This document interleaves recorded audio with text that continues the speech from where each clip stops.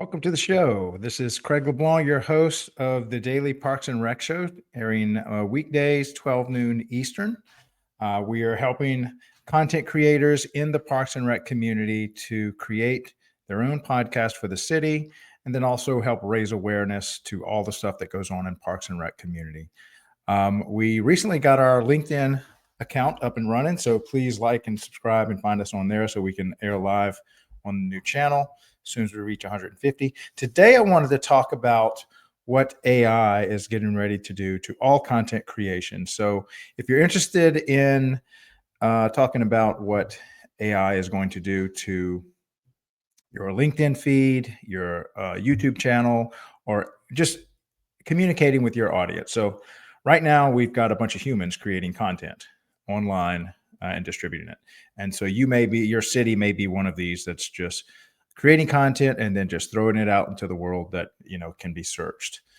And so there's only so many humans that are going to be in content creation. However, all of these humans that are in content creation are getting ready to be given a tool that's going to drastically scale up their ability to create a huge volume of content. So right now in 2024, all the way back to maybe 2023, content creation was just done by humans.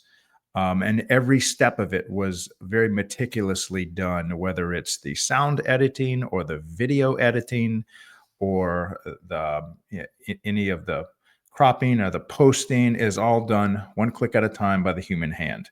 Incrementally, especially here in 2023 and absolutely in 2024, a lot of this has become automated and now done by AI agents that now can work similar to what a human can do. And so now what the humans are doing, they are basically telling AI, hey, this is kind of what I'd like to do. That AI bot or agent then does a big chunk of that task. And so now the human creators are more or less just putting on the finishing touches. And so what this does is if you're a content creator, a task that may have taken you 8 hours can now be done in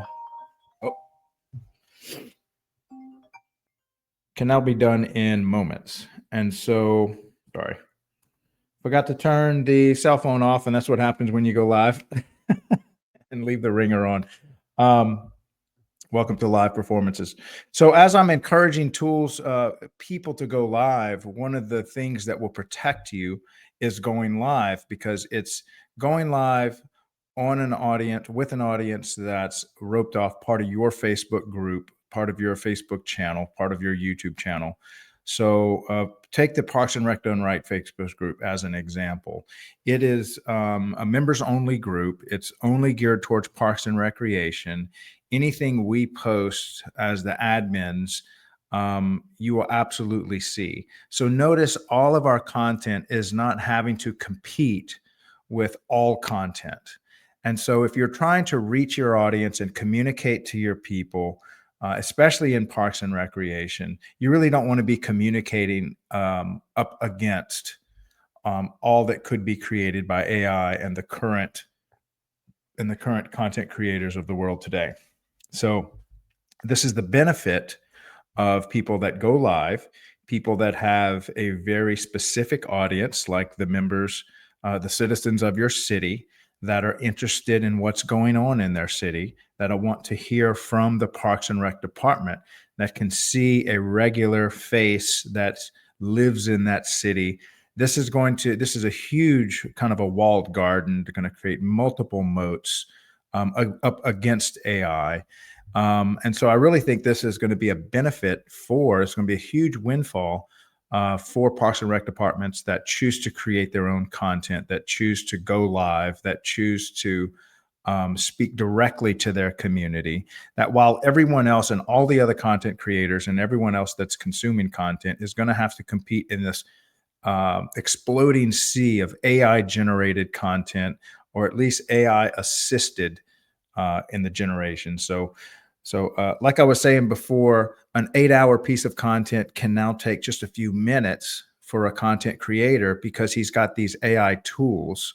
So think of it like in the old farming days when you had to farm by hand, maybe with just a hoe and a rake and something like that. And then came along the mule. It made each person a little more efficient because the mule was doing a lot of the work. And then the advent of the tractor. And so, whereas maybe 1,000-acre farm might need a whole army of farmers to go work the 1,000 acres, now one or two people on a tractor can do the same work that thousands of people did. And so think of AI as the new tractor of the internet. It is going to pull a massive load and work so much more real estate online that previously was worked by human fingers just clicking away. Whether they're actually typing in the words, whether they're editing the videos, whether they're creating the shorts and thumbnails, or even the automatic posting. So now you can create a piece of content. You can have it edited by AI. You can have it now distributed by AI. And so one content creator can do the work of, who knows how many countless hours of editors and content creators and distributors. Now, all that's being consolidated to one little intern that the city might hire to work on the content that they're distributing. And so all this is coming down and really has not started to ramp up yet in 2025. We're just now starting to hear the word AI being used. We're starting to hear you'll hear things. We've heard bots before. Now you're going to hear things called agents. And some of you are kind of toying with it. I know Grok now has a free version of it. That's X and ChatGPT and a lot of the other AIs where you can just say, make me an image of, or make me a logo with the city logo, or that has to do with nature. And then boom, you've got multiple examples to where what used to take hours from a graphics designer sitting down at a computer and trying to understand what you wanted now can be done by AI in just seconds. And so if you just look at the project of creating a video, editing a video, distributing a video, this was hours and even weeks worth of work, now done to seconds. And a lot of this is going to be done on your mobile device. So Instagram, TikTok, LinkedIn, really everything is now highly mobile optimized, not just on the consumer side, but on the creator side. So these tools are just becoming so robust so quickly. There is a lot to learn because now, think of yourself on a tractor plowing a field. If you do it the wrong way or you plow the wrong field, you do a lot of damage quick or you waste a lot of time quick. And so same thing when it comes to content creation. You've got these big tools and megaphones and amplifiers that you're now working with. All great news in 2025 for Parks and Rec. That's creating live content, real content with a face like mine. But imagine if I'm in the city, let's say I'm in a little town of 5 or 10,000 people, and I'm creating a daily show for the Parks and Rec department, for the mayor, for the fire department, for the police chief, that they can come on to the show, then now you have a way that basically isolates you from the rest of the crowd that could use AI generated images. And if you don't think that you'll be able to tell the difference, this is going to be the last time. Here, you can say you heard it here first. This will be the last year, maybe the last few months, where you'll be able to tell the difference between an AI person speaking and a real human speaking. So I'm Craig LeBlanc. I am here right now in Baton Rouge, Louisiana. I am not AI generated, but I will actually, here's what I'll do. When it comes out, because I'm going to be playing with these tools, I'm going to do a show. My prediction is I'm going to do a show by the end of this year, except it's not going to be me. It's going to be an AI generated me. It's going to look like me. It's going to talk like me. It's going to have fro in the background. It's going to have my studio. And I'm just going to say, make me a podcast for the Daily Parks and Rec show Wednesday. And I want you to talk about how AI is not going to take over podcasting, and it's always going to need a human. And the whole thing's going to be done by AI. My prediction is this year, I'd be shocked if anybody could tell the difference. I've already seen stuff where you see the lips move to the person, and the lips match the words. They also, uh, like I just said, they'll use crutch words. They'll make laughs. They'll have background noise. They'll have all the human imperfections that supposedly you could tell. This is the year all that happens. Um, and so that's why it's important to start building on private communities. And to me, no one has the best private community than the Parks and Rec department that is literally working the real estate that the city sits on, that the citizens live in, that the parks are physically located on. Because again, those citizens that run this, of the staff of the park departments, then go out and live in the city. Okay. And so as the real estate online is getting ready to explode into infinite, here in the physical world, there is only uh, they're not printing any more real estate. Y'all may have heard that if any of you are real estate investors. I remember I had some mentors that were into that, and one of their big pitches to get into real estate is they're not making any more, aside from if it's like some Hawaiian islands that are growing because of volcanoes and such. But for the most part, there's a finite supply of real estate. Okay, you could say that's almost a certainty, unless we go colonize Mars or something, which I think we are. Um, but there is infinite real estate online. There's infinite websites, there's infinite groups, there's infinite content, there's infinite video that could be created online and will be created. And now you could say, well, but there's only so many content creators, there's only 8 billion of us humans, so we really can't create content faster than the humans can create the content. But now that you give each content creator these this AI and these agents that can now go amplify whatever they're making, you can have one content creator that can make 1,000 pieces of content in one day off of one live feed or off of a library. So think about all these dailies that I'm making right now. This is my 21st. So I can tell my AI, hey, look at the 21 that I've made so far. And maybe 100 days from now, look at the 121 that I've made so far. And I want you to make the 130th one. And that was so great. Actually, why don't you make the next 200 for me? And then I can just sit back and maybe tweak it and change things, come in on a live every now and then. That's the world we're heading towards. And so I think cities, because I do believe that there is a movement in humanity to have more of a experiential, where we're going into the world, we're using all five of our senses, because we're on a baseball field, we're walking the park, we're doing yoga, we're experiencing the swimming pools and the workout facilities.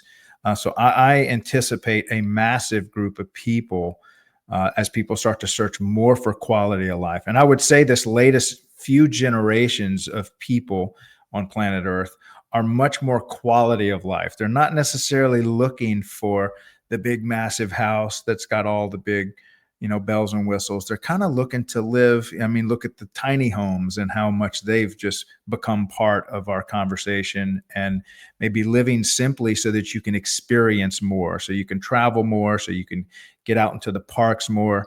I mean, look at running clubs, how they've just exploded. Look at random yoga people just showing up in your park. So I can't tell you how many Parks and Rec directors have told me that one of the issues they're having is unscheduled events at their parks. Now, they love park usage, but they had no idea that 100 people were going to come show up and run every Saturday. They had no idea that a yoga club was going to meet on Wednesdays and Fridays and take up their little pavilion. And they started out with just 10 of them, and now there's 60 yoga people showing up. And then they have a lot of Latinos that are now showing up that love the park system, that are now part of America, like it or dislike it. They're here. They love our park systems. They're using them. They're cleaning up after themselves, but they just show up unannounced. And next thing you know, you have 100 or 200 Latinos on a Saturday playing soccer. And so the parks is moving maybe towards away from scheduled, very well put together, structured events that might be part of Little League, to just Sunday randomly 100 people show up over here and use the soccer field. Some yoga people show up over here, and a run club shows up over here. So it is going to be a lot more challenging. And I think having a media company embedded within your city to just um, increase communication between your cities, citizens, and the staff that have to run that city and those facilities is what I'm looking to build across America with these podcasts and stuff. So, anyway, wanted to talk a little bit more about AI and how that's going to work. Now, again, when it comes to creating your podcast and getting it out there, all these tools are going to be available. They're practically free. Sometimes it's just a $14 premium membership to Facebook or X or LinkedIn or something. Most of your groups are going to be, what I'm seeing is going to be on Facebook, it looks like. And then also TikTok and Instagram and a lot of those. So you can have little shorts, you can have little reels that maybe just give a little 30-second, hey, don't forget the farmer's market cut starts this Saturday, 8 to 12. And you can interview one of the farmers or one of the vendors there. And then you have like the Little League tournament popping up, and then you have like maybe baseball, and there's so many things you could do with this. So once I help get these cities up and running, I'll definitely use a lot of their content that we help them create. Of course, we've got all the content we create is going to be here online for y'all to be able to see and consume and ask questions about. So looking forward to helping to build this. Again, this is Craig LeBlanc, the doorman, your host at the Daily Parks and Rec Show, airing weekdays Monday through Friday, 12 noon Eastern, here on Facebook, on LinkedIn, and putting it on YouTube and on X. And we've got a couple other platforms. I'm actually working on the Instagram account. I'm not as big of an Instagram builder as much as I am a consumer, like everyone else. I'm stuck on it I'm trying to, not go to bed with Instagram in my head. So hopefully I can be more of a creator in Instagram than a consumer. I'm better at creating anyway than I am at consuming. That seems to just be a big time waster for me. But anyway, I will see y'all here tomorrow, same time, getting close to the weekend and the new year. I'll see y'all here tomorrow at 12 noon Eastern. Again, Craig LeBlanc, the doorman, signing off with the Daily Parks and Rec Show. Y'all have an awesome day. Bye.